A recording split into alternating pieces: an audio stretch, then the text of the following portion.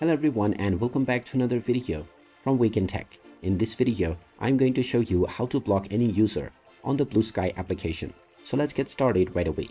First of all, open up the Bluesky application on your device.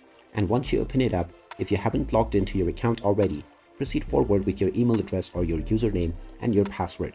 After logging in, you will end up within the home page. Now, if you wish to block any user within the Bluesky application, then you can simply search for this user by using the search box. Just enter the username within the search box, and once you find their profile, you can simply tap on it. From here, you can tap on the three dots alongside their profile, and you will now see the block account button. Go ahead and tap on this, and you will be asked whether you are sure that you want to block this account. Tap on the block button once again in order to confirm your decision, and now this account will successfully be blocked within your profile. You can do this with any number of accounts that you wish, and you may later unblock them in the future if you want to. And there you have it. That is how easy it is to block someone on the Bluesky application.